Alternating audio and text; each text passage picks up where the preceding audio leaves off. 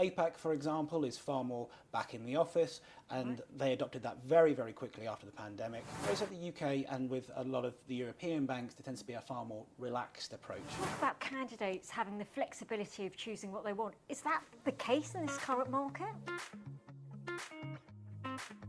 Our talent conversation all about hiring trends.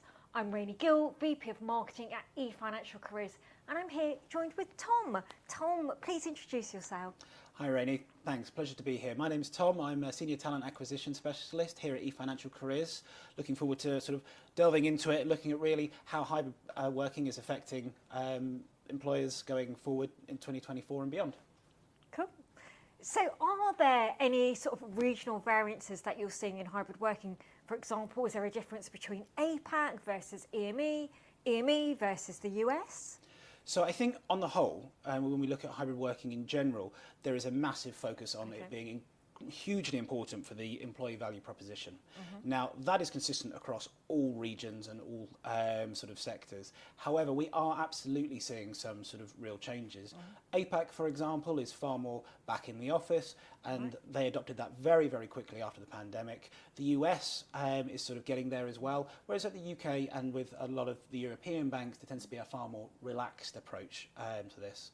We've seen this demonstrated by a number of the big American banks, JP Morgan, Morgan Stanley, very much everybody back in the office. Where if you look at some of the European banks, such as NatWest is in the office twice a month, Lloyds is twice a week, Barclays, Citi, HSBC, they tend to be around back in the office around sort of 3 days a week, and that seems to be sort of fairly stable with how things are moving forward. What it is worth noting, though, is that there is an increase of people being back in the office more often. We've noticed about a 7% increase compared to last year, and people are very, very keen to get back in and start, engaging and getting sort of back to normal, as it were, in that kind of scenario. Now, one of the key areas around this is it all depends on the candidate. Candidates have a huge amount of choice in what they're interested in and how flexible they are when it comes to going back into the workplace. So, as I've sort of mentioned before, as soon as I say there's no flexibility, I lose 90% of my candidates.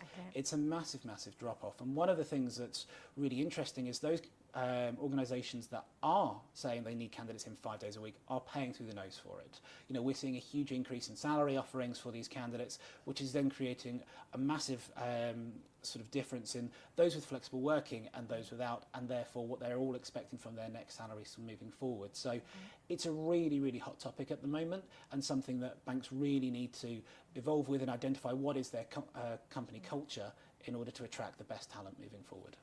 Tom, you talk about candidates having the flexibility of choosing what they want. Is that the case in this current market? It does depend on the candidate, but especially at that junior end, and there is a massive amount of choice for candidates. Now, there's still a huge amount of graduate schemes going on, there's still a huge amount of internships going on, and graduate schemes, they very much used to do one sort of intake. Now we're seeing 2, 3 intakes across the year. So if you miss out on the first round, then you've still got opportunities to get in on the second or maybe even the third.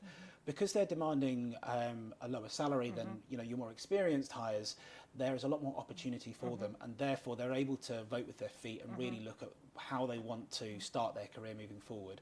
Where we see that flexibility is more directed by the organisations and the company is at that mid-level, where candidates are fighting over the roles, there are less available, people aren't moving, it tends to be about natural attrition as opposed to roles and teams growing. That's where the candidates are far more beholden to the policies and the work from office policies that the companies can bring forward in that area. Thanks, Tom. Excellent. Thank you very much, Tom. You're more than welcome. Thank you for your time.